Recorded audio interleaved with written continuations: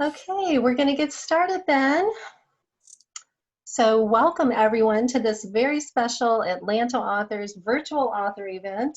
My name is Deanna Smith and I'm very excited to have Emily Carpenter here today to talk about her new book, Reviving the Hawthorne Sisters. I just literally finished it and I am still reeling from the ending. It was an awesome cliffhanger. So thank you, Emily. Great job. It was a great book and I really enjoyed it.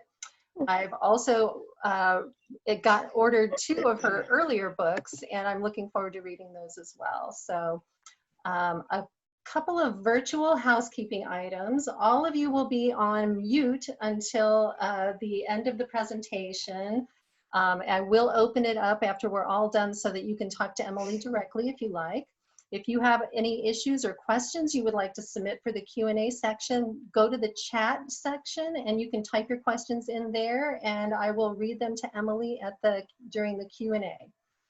Also, we suggest that you change your screen view from gallery to speaker view to have a better experience during this presentation. So try to get into speaker view and instructions are in the chat section for that as well.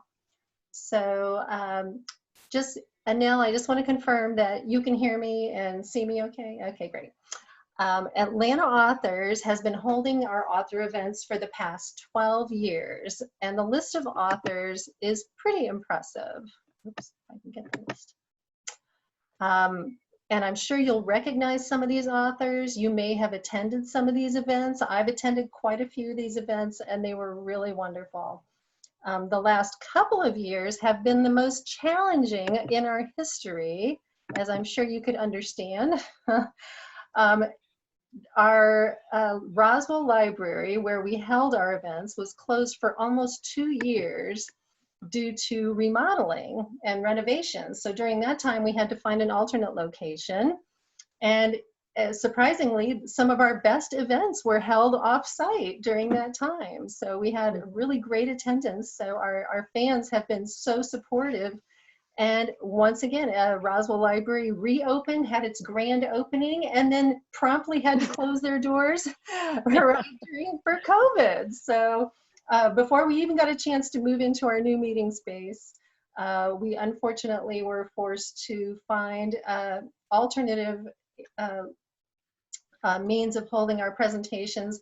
And so those of us on the committee, a bunch of old dogs, learned new tricks and we embraced the technology, pushing the envelope, and decided we would try having virtual events. And once again, surprisingly, these virtual events have been some of the best attended events that we have had in the history of Atlanta Authors. In fact, today we have 102 people registered for this event, which is a record breaker for us. So I just really appreciate everyone's participation in this. This is our 3rd virtual event, and it's just fantastic. And the reason that I started volunteering with the library was back then, they told us that libraries might be going away, that they really weren't needed anymore, and that they were going to probably disappear and start closing their doors. And I said, not on my watch, it's not going to happen. So these days, bookstores are under a similar threat, and our authors and publishers need our support more than ever. So we really appreciate you being here today and helping Atlanta Authors keep the literary world alive and well in our future. So Atlanta Authors chairperson, Gail Reed, has been dedicated in her efforts to keep this program going for the last 5 years. And she will be retiring after this event. So Gail, please accept our gratitude for all you have done for Atlanta Authors. And in addition, we're welcoming a new committee member, Louise Conti, who is, in addition, she's also a board member on the Friends of the Roswell Library and one of the founding members of Roswell Reads. So Lou has lots of experience and we're excited to have her join us. In addition to the rest of the committee, myself, Marilyn Barron, Judy Stanton, Hillary Hamlin, and the book miser herself, Annel Gerson. So great committee that we have. And we are also happy to welcome the East Roswell Library as our newest sponsor for 2021. If you haven't been there, it's an amazing space. Going forward, we will also be partnering with Roswell Reads, and that's an exciting matchup. I mean, we've always, worked closely with Roswell Reads, but Roswell Reads is the group that picks a book for Roswell to read every year. And their annual event in 2021 is going to be virtual, just like us. They're going virtual. And it's going to be held on a new date and time, Saturday, January 30th. So you want to mark your calendars. And they will actually be announcing their book on a Monday. So this is an exciting time of year. Everyone's wondering what is going to be the Roswell Reads pick for 2021, the author. And because you are here today, we are going to let you in on the biggest secret in Roswell, which is who is going to be this year's Atlanta authors. So drum roll, please. We are excited to announce that Ann Patchett, the best-selling author of Bel Canto, State of Wonder, and Commonwealth, is going to be the Roswell Reads featured author for 2021, talking about her latest book, The Dutch House.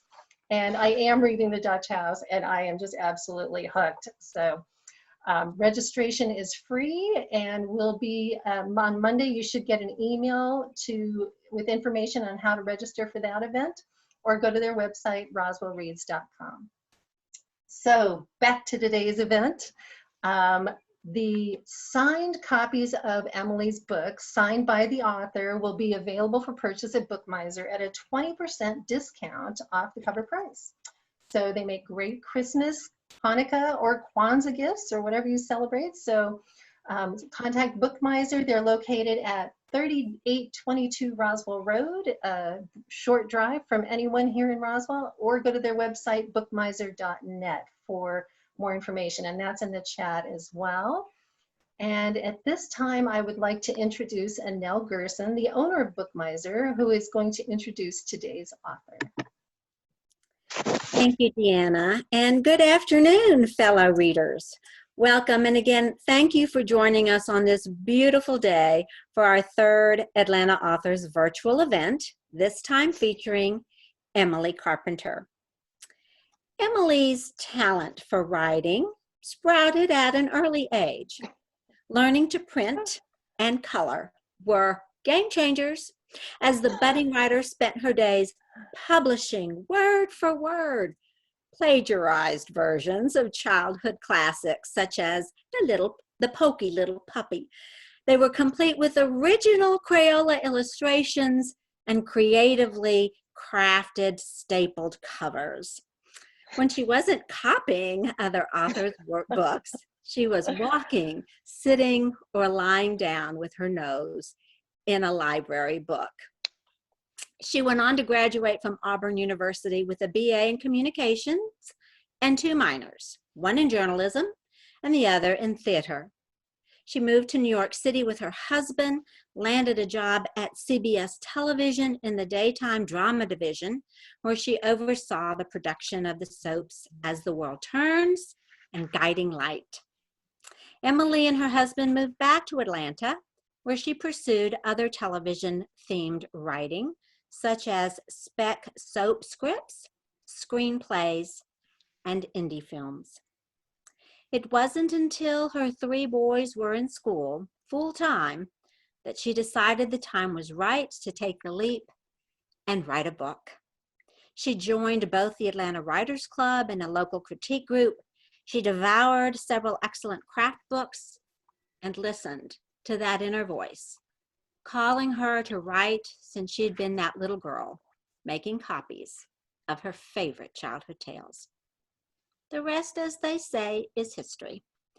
2020, Emily Carpenter is a critically acclaimed best-selling author of suspense novels, including Burying the Honeysuckle Girls, published in 2016, The Weight of Lies, published in 2017, Every Single Secret, 2018, Until the Day I Die, 2019, and Reviving the Hawthorne Sisters, 2020, and the book we celebrate today.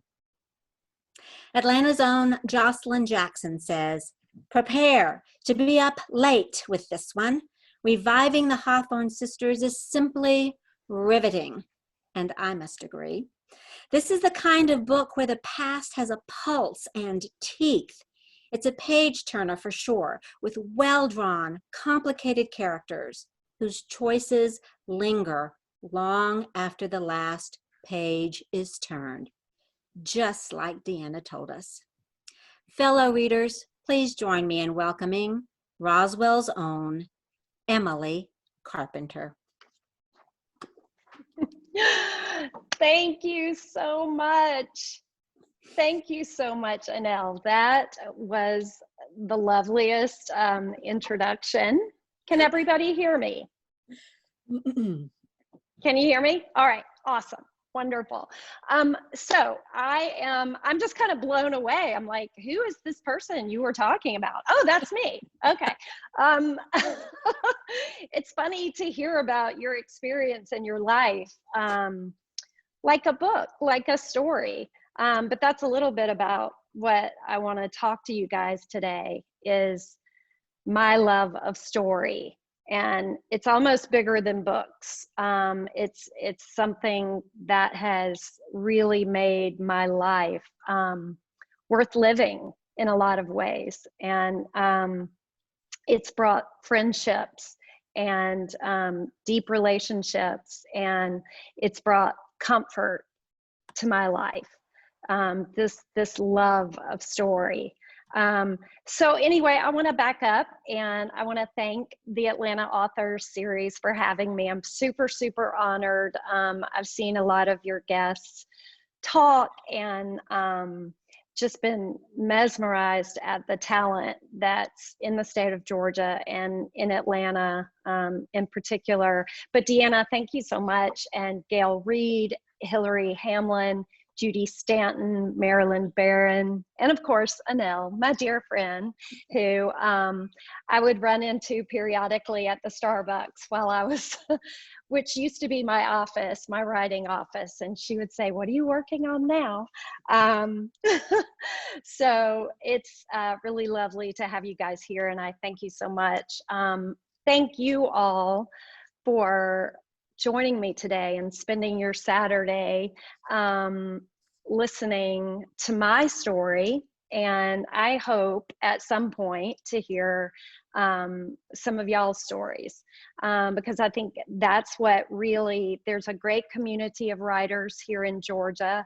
That's one of the things I've discovered about being a writer here, and particularly a suspense writer. There's really a great community with the writers, and so I always like to hear from people who are embarking on that writing journey.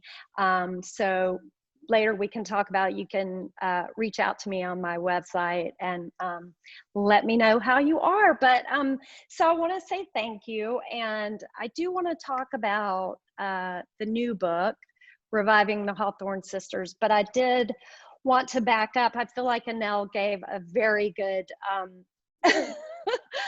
bio of my life, but I did want to clarify some things so that you can get to know me better, and I can sort of describe how I found my way to writing the kind of books that I write. So I was born in Birmingham, Alabama in 1967, which I know you're not supposed to say how old you are, but to heck with that.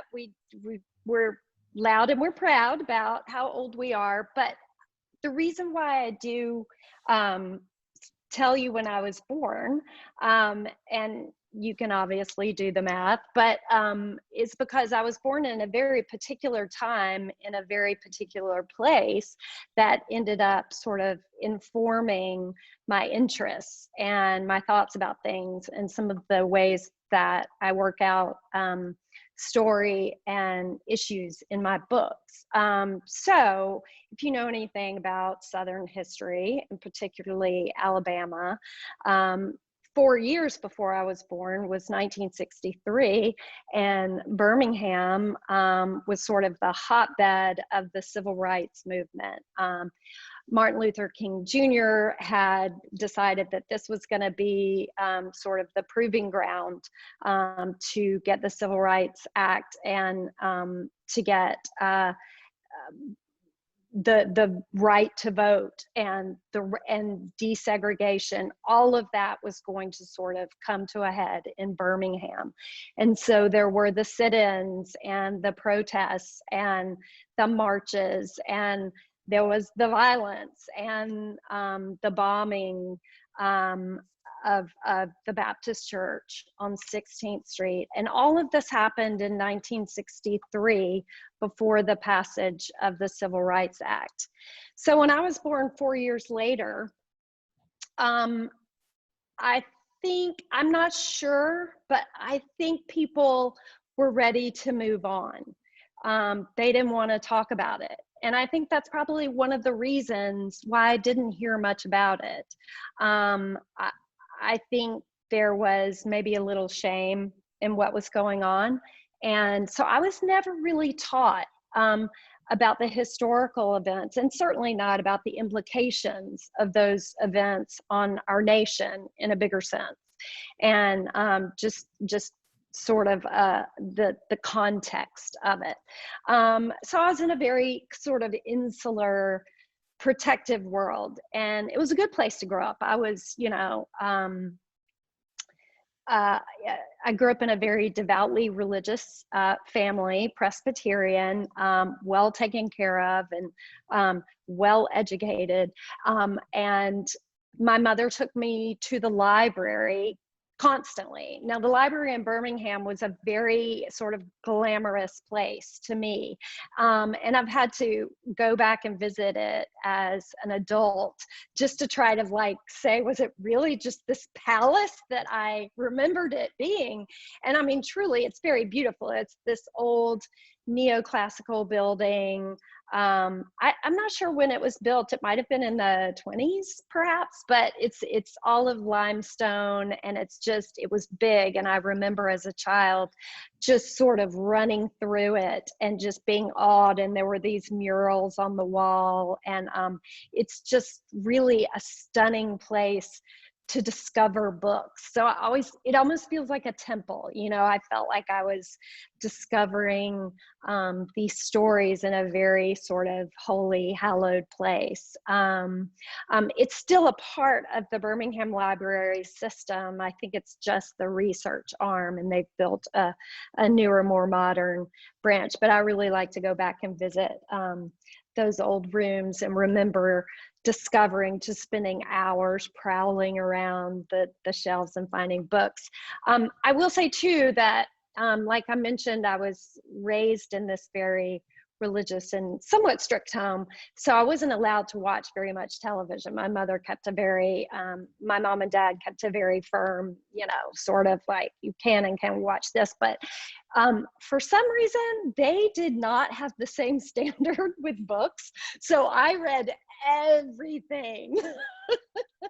So now, you know, if my mom and dad are listening, that's like how I learned everything I probably shouldn't have learned fairly early in life, because I just, you know, I had these stacks of probably highly inappropriate books that I was bringing home as a young girl. But I would just blow through the stacks of books, and my mother would say, no, you need to slow down, because we can't go back until, I'm not going to take you back for 2 more weeks, and now you've already read all your books, and so now you're just going to have to live with that. But I have wonderful memories of that place. But and like Annel said, I had my plagiarism period, which I have repented for. But I tell you, I never dreamed that I could be a writer, because I just assumed that you know, writers lived in New York, of course, and they knew publishers who were in New York, and they were very cosmopolitan and sophisticated, and I wasn't. I was just a girl in Alabama, and I didn't know those people, nor did my parents. So I thought, well, you know, I can't be a writer. I don't, you know, I loved stories.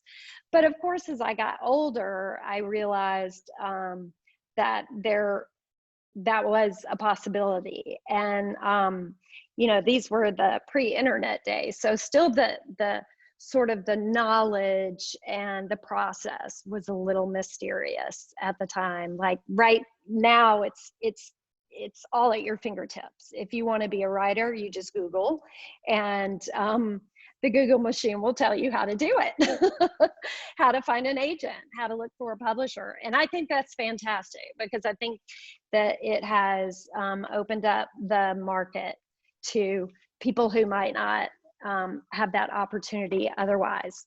I did go to Auburn, War Eagle, and I met my husband there, my husband to be. I got married right after graduation, and we promptly moved to New York City, where, as Annel said, I went to work for CBS television, and the two soap operas that were taped there, As the World Turns and Guiding Light.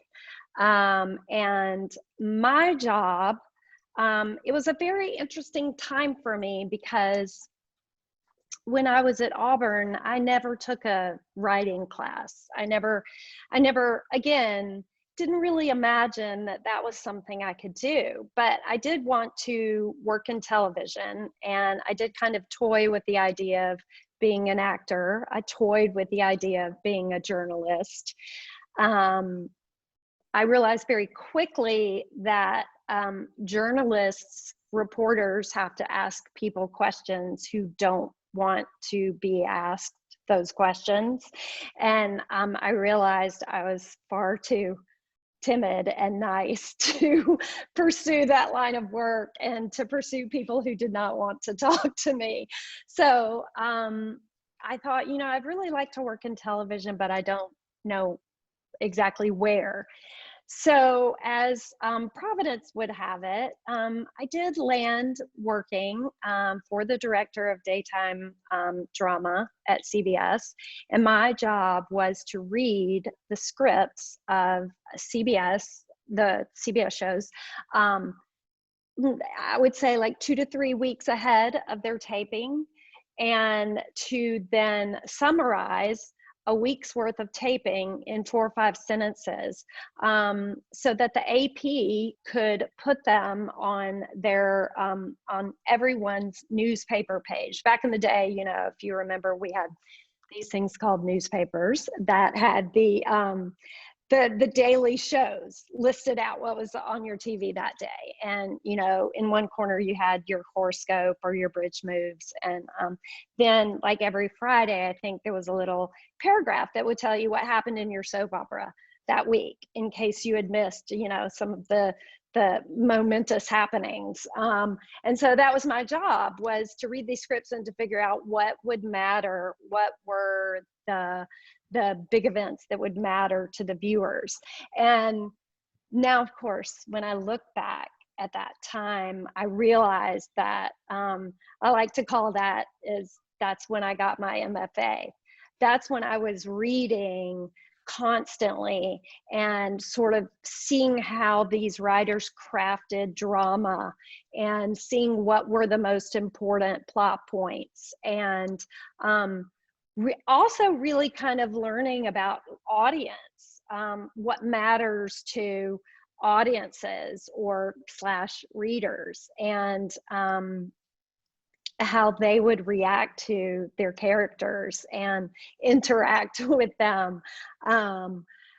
We had some interesting callers. I would answer phones at CBS and have people call and complain about, you know, what the characters were doing, or say, you know, how could you let Billy go to rehab? That's that y'all are so mean. And I would not be able to tell the truth that the actor who was playing Billy actually was in rehab and had given the authors permission to write that into the story. But that was, you know, that was hush, hush. You could, you know, but just seeing that kind of connection that people have to story was very important to me. And then just the whole element of A and B story, that kind of technical stuff of how you work in plot and subplot and cliffhangers. And so, yeah, I was getting a whole education doing that job. So I was young, I was in my 20s. My husband and I were thinking about maybe wanting to start a family. And in my youthful confidence, I thought, well, you know, now that I've worked in television, surely I can write screenplays and get in the movie business. That should be easy. So we moved back to Atlanta, and I immediately just started, I kind of taught myself how to write a screenplay. I did take a workshop, but I bought a lot of craft books and learned how to structure a screenplay and how to, you know, sort of work with the form, and the format is a very particular thing. And I wrote several of them. I think I wrote in all 7. The goal was at the time to get an agent. What I didn't realize was getting an agent in the movie business was a very big deal. It was almost impossible.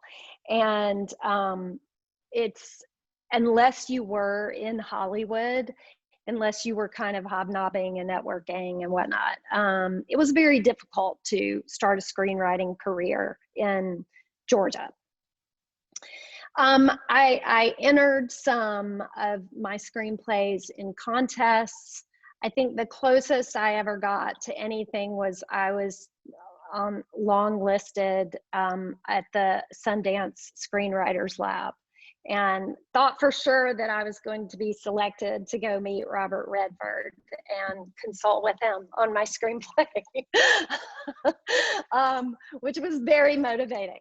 But that unfortunately did not happen. But for me, that was a real moment of somebody sort of outside of friends or family telling me, yes, you can write, you can tell a story, you know, you have got the chops to do this. And so it was a very important moment for me and kind of a game changer. And I decided to stick with the writing.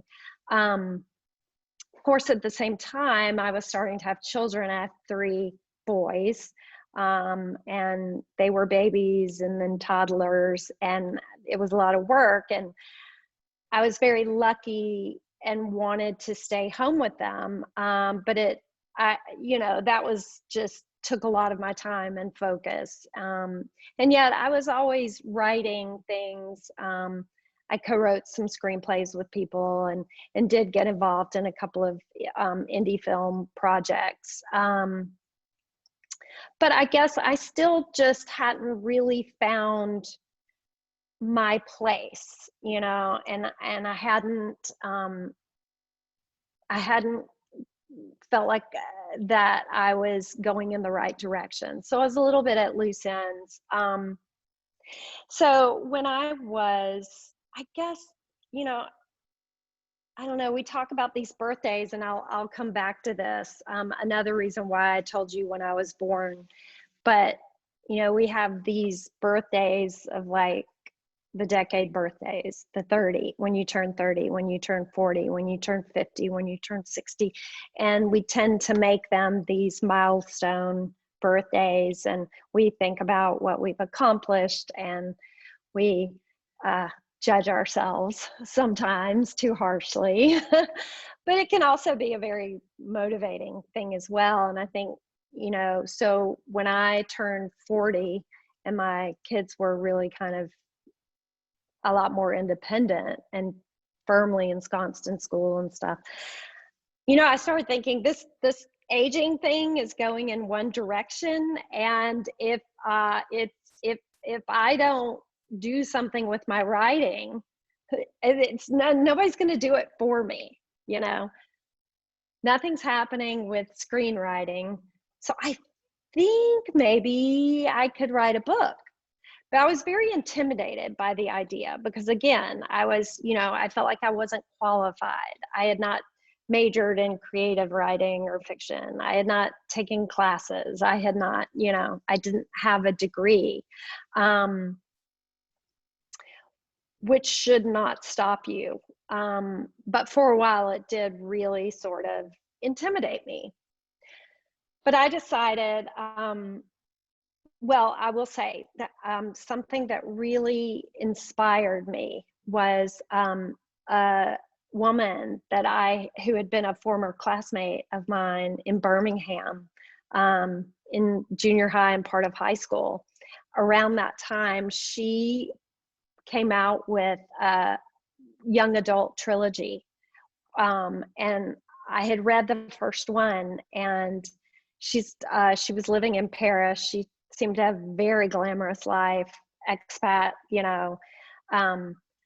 But I read an interview with her, and she said, you know, I was an art history major, and I had not taken any writing classes, and I just wrote this book. And I thought, you know what? If she can do it, I can do it too.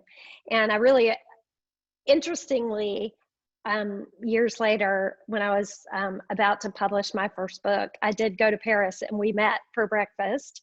And I told her the story about how reading her interview had really inspired me, and it was really very cool. And then she gave me a great blurb for my book. So thank you, Amy Plum. Also, her books are fantastic if you want to read them. The Die For Me trilogy, The Revenants. Anyway, so that was, yeah, I was going to do this. I was going to write this book. And so I wrote a book about, I wrote a rom-com.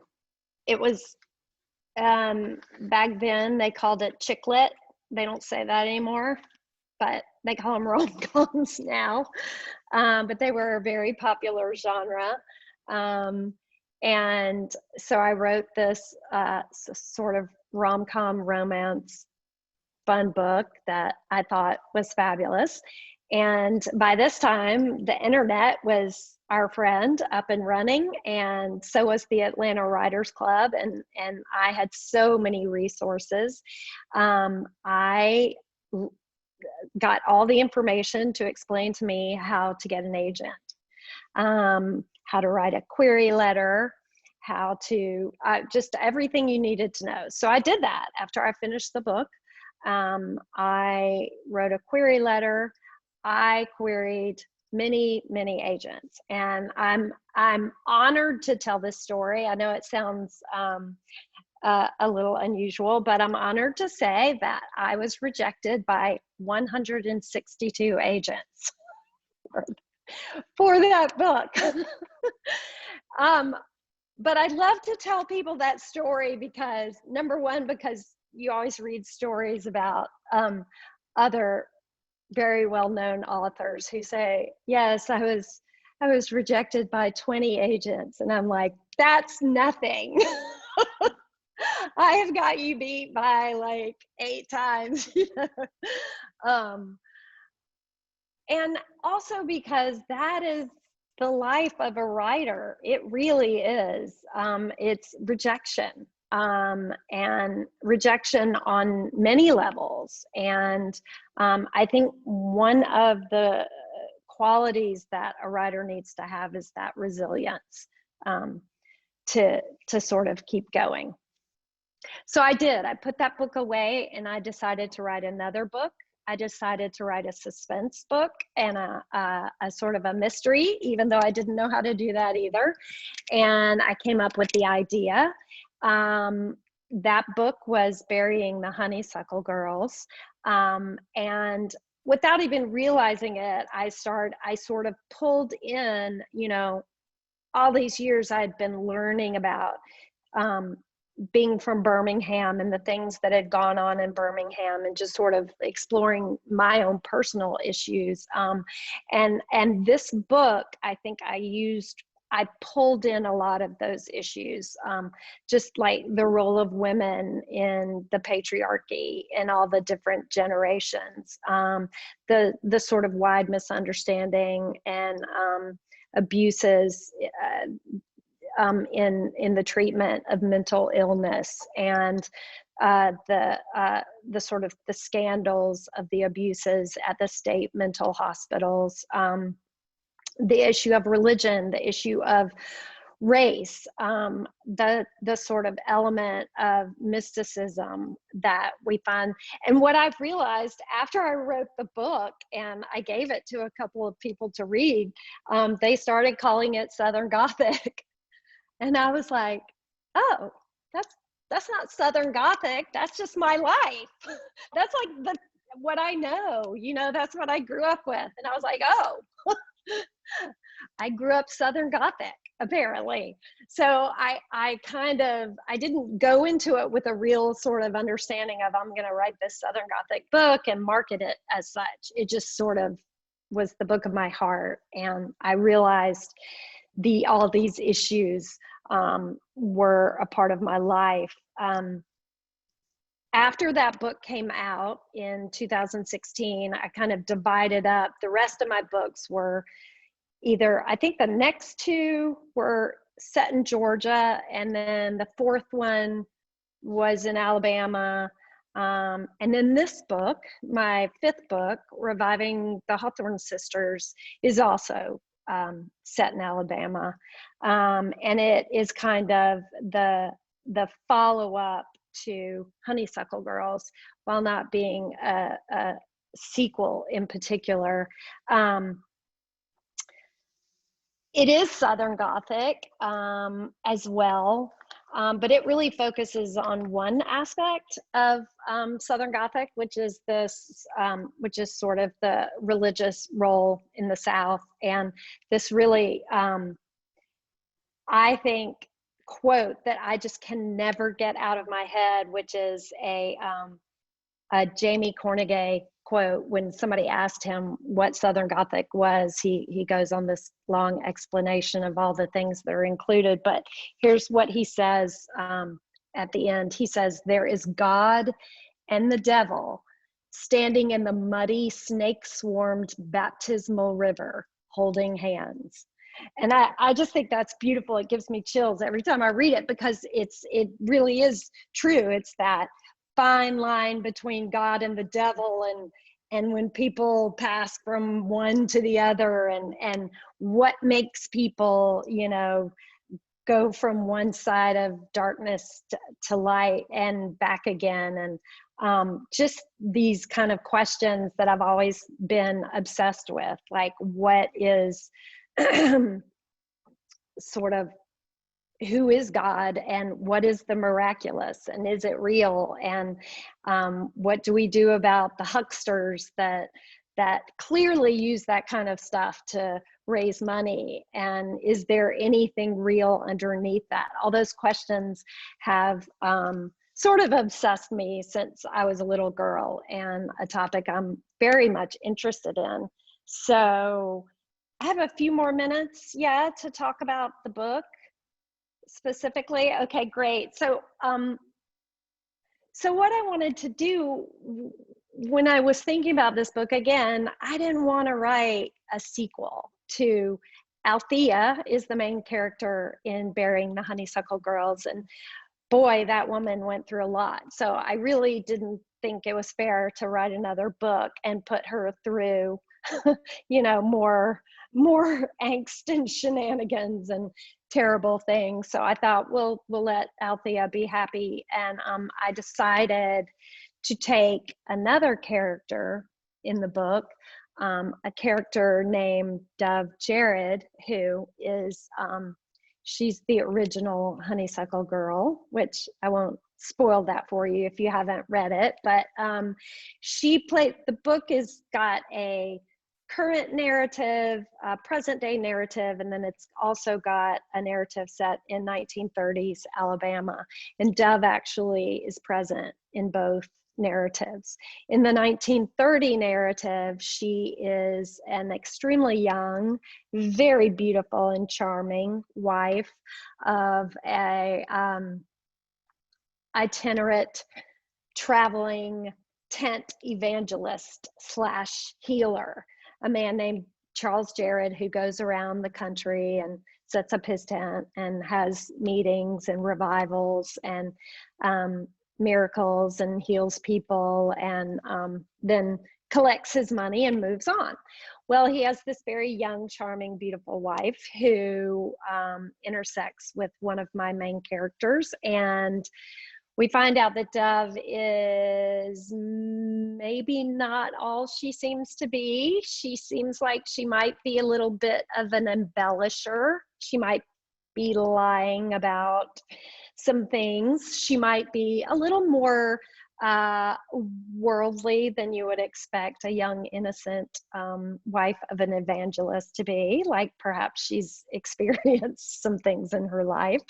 And she may or may not have this miraculous gift. We're really not sure in the story. But I was always fascinated with her.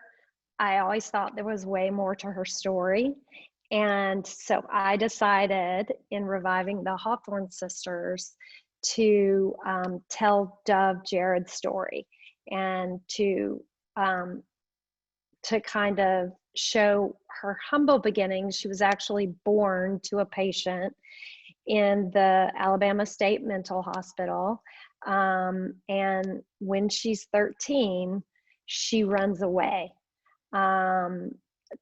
because her mother has died, and the hospital is a terrible place to be. And so she runs away, and this is during the Depression in the 1930s, and she has a series of sort of adventures as she learns to survive the streets. She takes up with a gang of kids who are orphans and are making ends meet by, petty thievery, and just they're just living that hard scrabble life. And it was really interesting. I got to do some really interesting research about children like that. There were a lot of homeless kids and orphans who were just roaming the streets looking for a way to find something to eat and to be safe. And I saw a lot. I actually had a whole book. I found a whole book of photographs of children in the Depression. Not all of them street kids, but that really went a long way to help me figure out who Dove was. And so the story continues from there. She finds this other young girl, and they join forces and decide that they both sing very well and seem to have a stage presence. So they become this sort of gospel singing preacher duo in the 30s in Florence, Alabama, and they gain a little bit of celebrity notoriety. And so the story goes from there. The present day story is Dove's granddaughter, Eve, who is running the family foundation. That because Dove was so successful in her career and made so much money and became a sort of a celebrity in those circles, there's now this family foundation to run. And Eve is very conflicted because she is not sure what she believes, and has actually come to some knowledge that her grandmother was a liar and a con woman and never believed what she preached.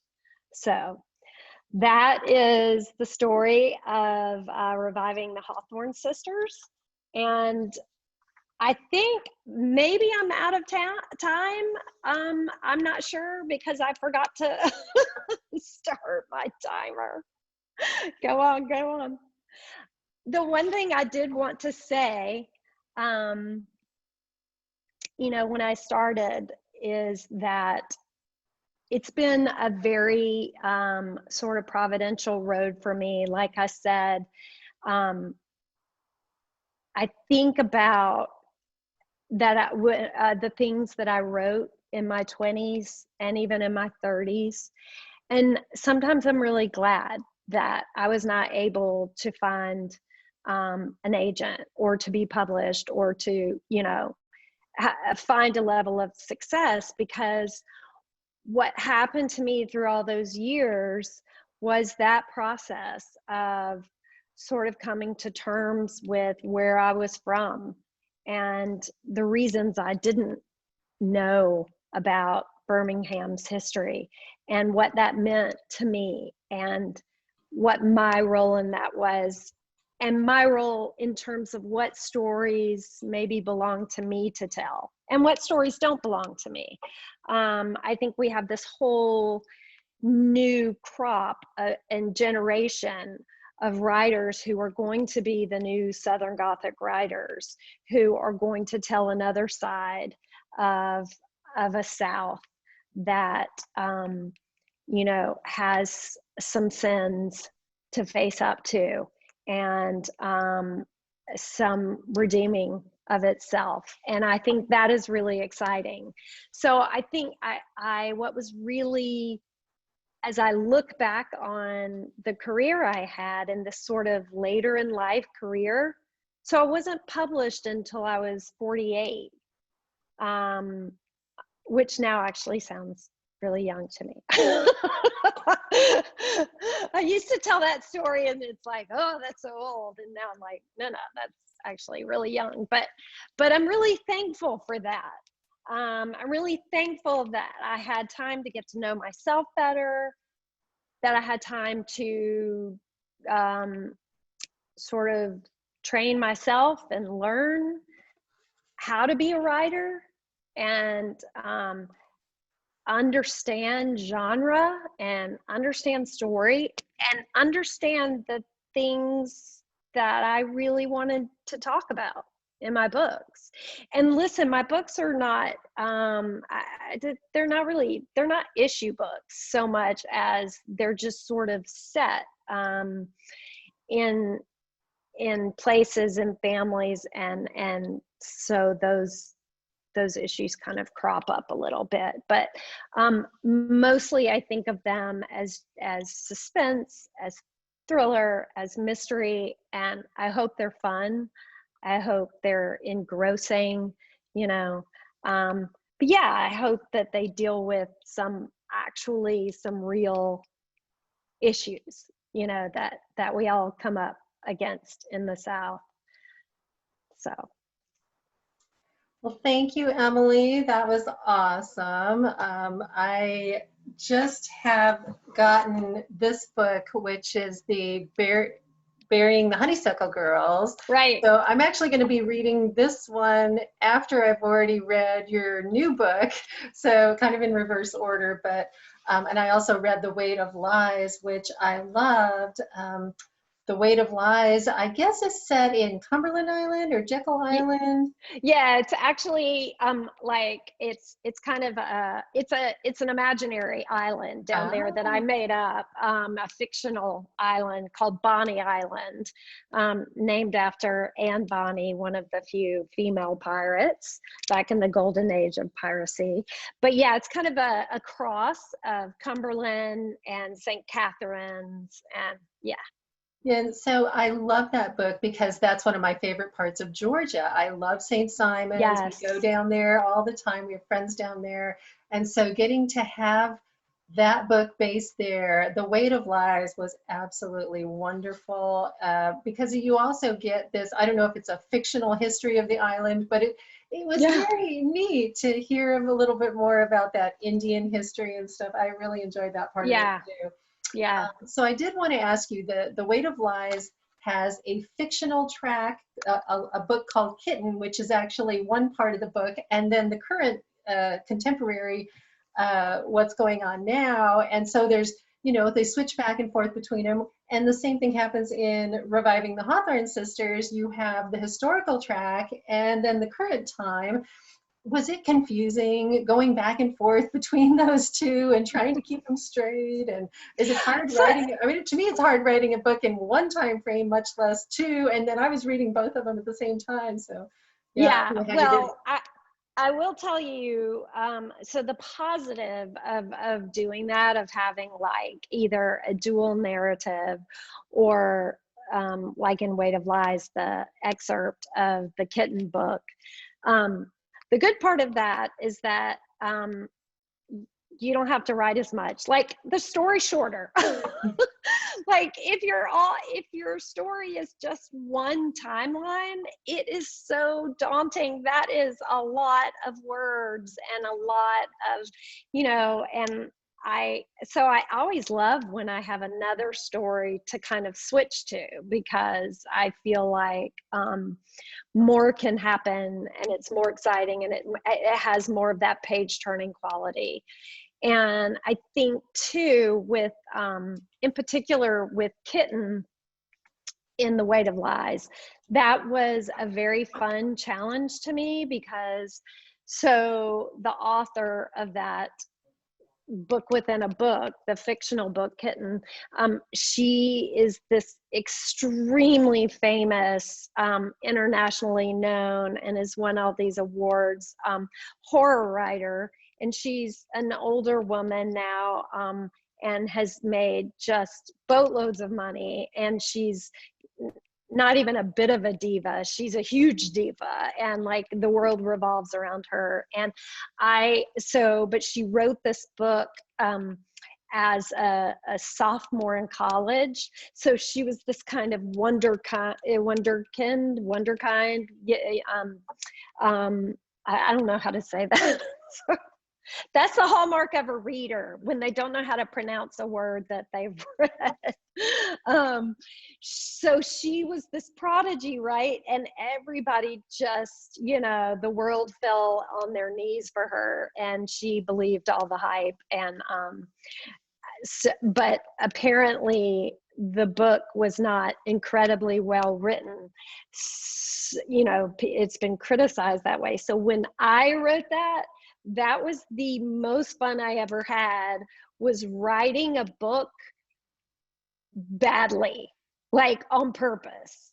Like I didn't want to write it too badly, because I didn't want to make myself look bad, right? But there was a lot of purple prose, and it was very sort of florid, and it was very kind of in this 70s overblown style. And I had a blast with that. So it was very fun to kind of do something new. And I was like, oh, it's time for a Kitten chapter. What horrible purple prose am I going to write?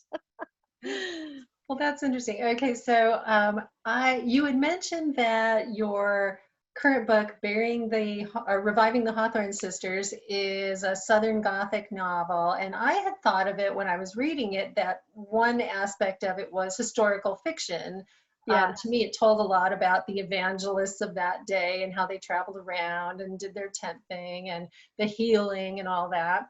But one of our attendees, Lynn, is asked a question, which I have the same question. That's a good question. What exactly is Southern Gothic, and how does that differ from historical fiction? So this is like, I feel like I could talk about it forever, but I won't. Southern Gothic is, so it comes from Gothic literature, which is typically what you think of when you think of the Bronte sisters. You think of Wuthering Heights and Jane Eyre, and you think of, on the windswept moors, and there's always this crumbling, foreboding castle or mansion or manor, and there's typically a damsel in distress, and there's a villain, and so there are these tropes in traditional Gothic literature.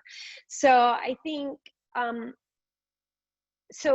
it's a lot about the emotions evoked, like that you're supposed to feel dread and fear. Oh, and there's sometimes ghosts, and hints of a ghost, like someone maybe that you hear walking on the third floor that turns out to be the hidden wife of the man you're in love with, you know. So Southern Gothic would then be that some of that same Gothic element transposed into the American South, right? So you have a lot of old crumbling mansions. It's very much about the fall from grace that happened to the South after the Civil War because of slavery, and sort of how the that privileged elite class was no more, and kind of the fallout from that. So there's a lot of like strange characters and broken kind of people, and there's definitely dealing, you know, a lot of dealing with the racial issue and the religious issue and ghosts. Great, So, great. Well, that really explains it. That's very helpful.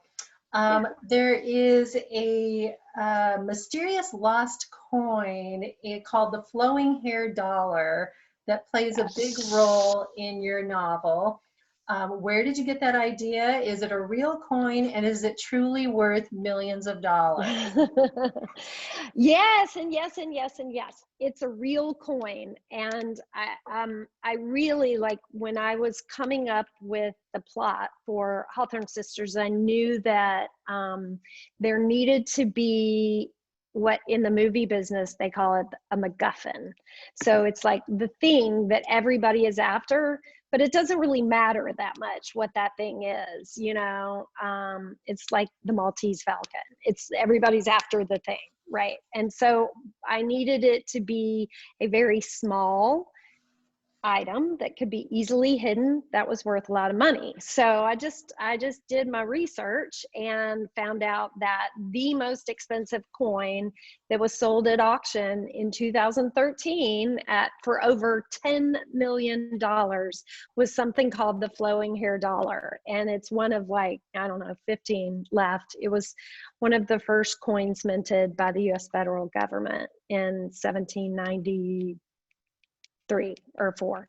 And you know, obviously very few left and very rare. But I was like, oh, I could work with that, a flowing hair dollar. So yes, my character of Steadfast Co, the old man who lives in Florence, Alabama, and hires young Dove, who goes by Ruth, he is a coin collector, and he actually has a flowing hair dollar that goes missing.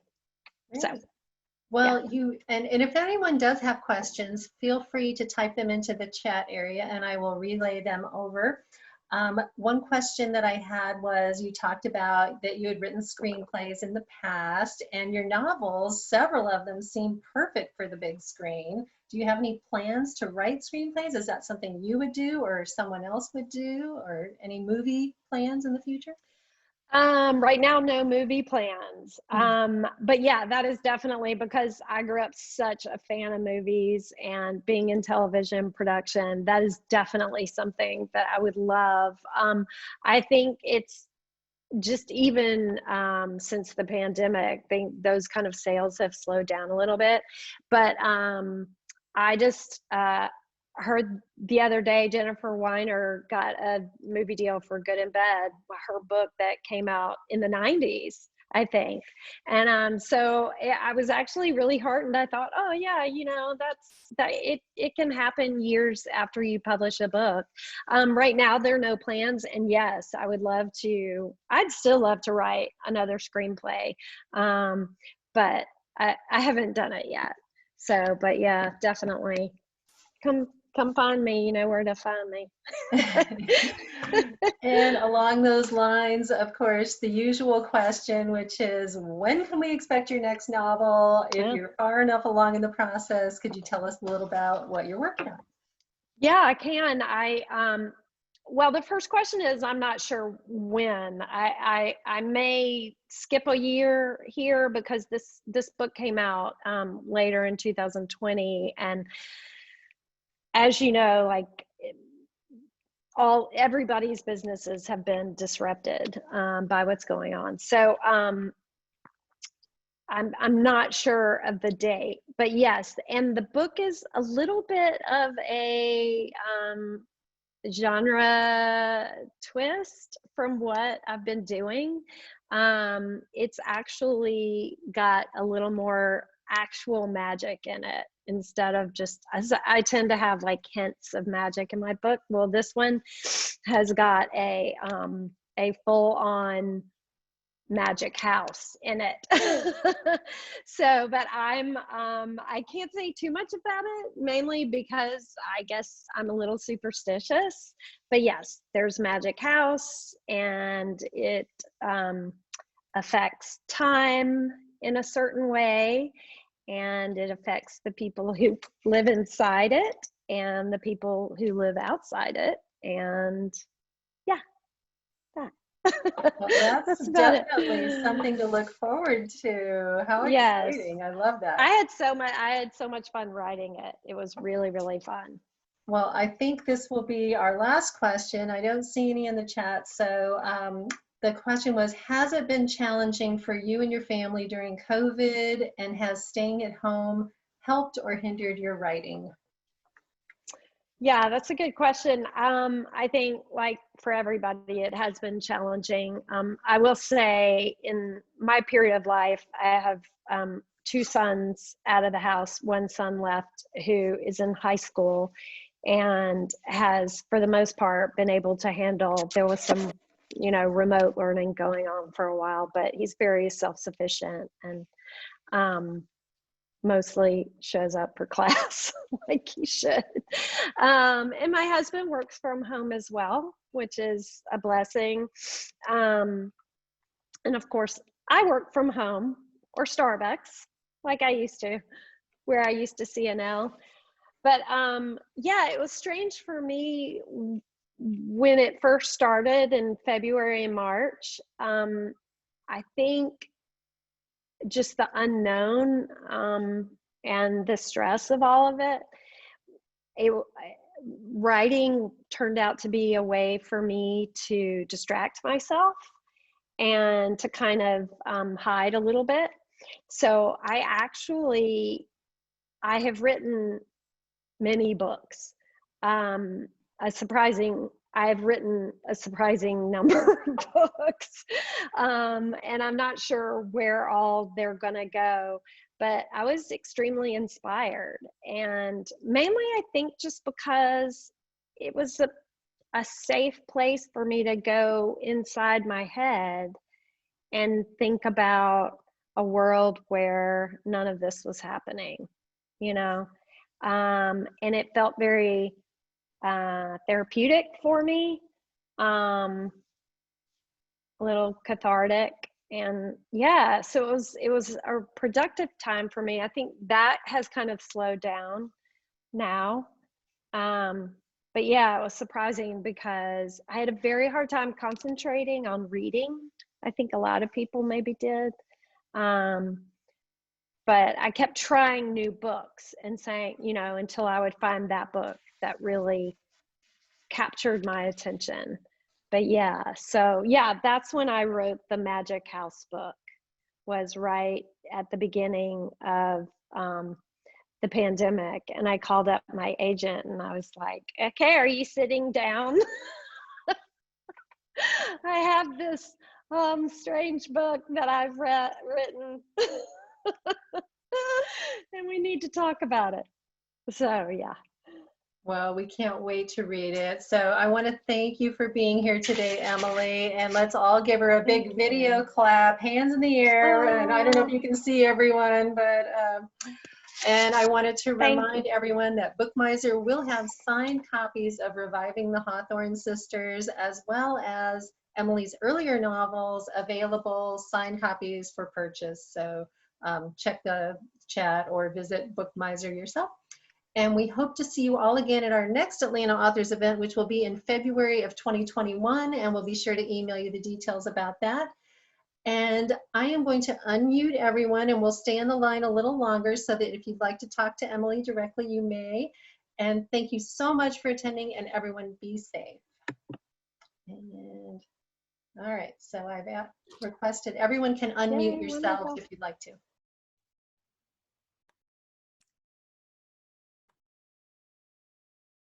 Excellent. That was great, Emily. Thank you. So Emily, I do have a question. Yes.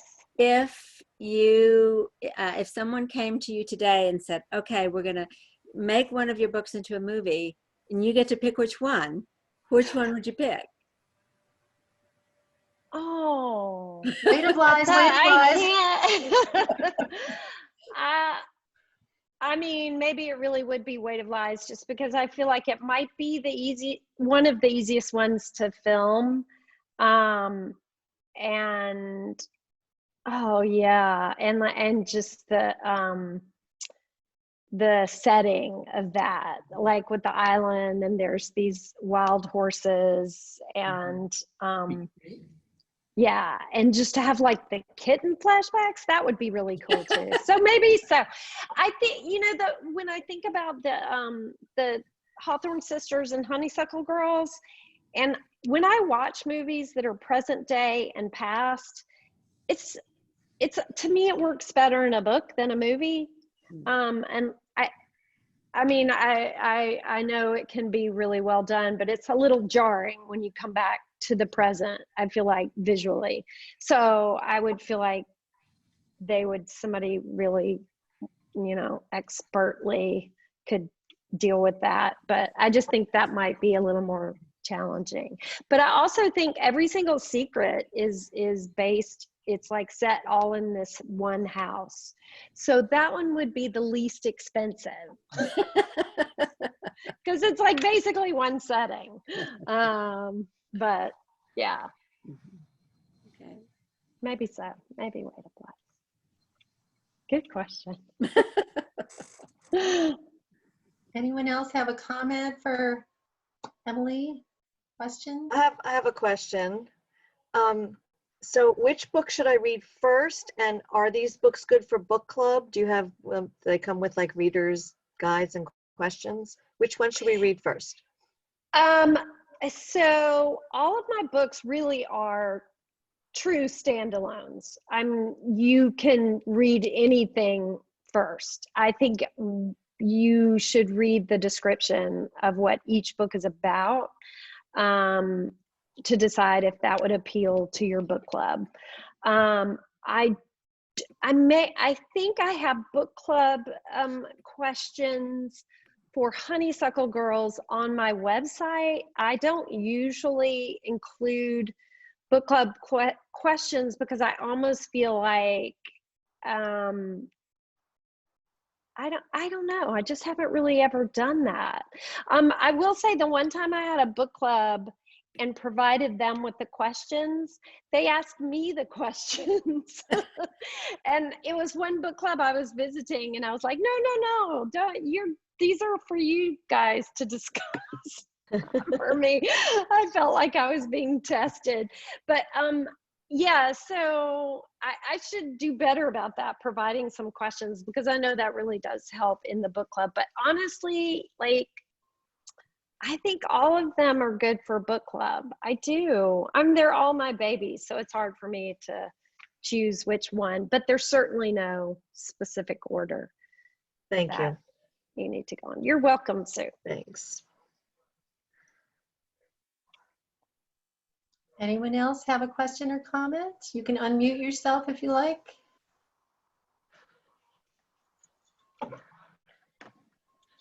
All righty, well, if there's no other ones, then I will end this event, and thank you all for attending, and we will see you at the next one. Thank you. Thank you, Emily. Thanks. Thank you. Bye, guys. Bye. Happy holidays. Happy holidays.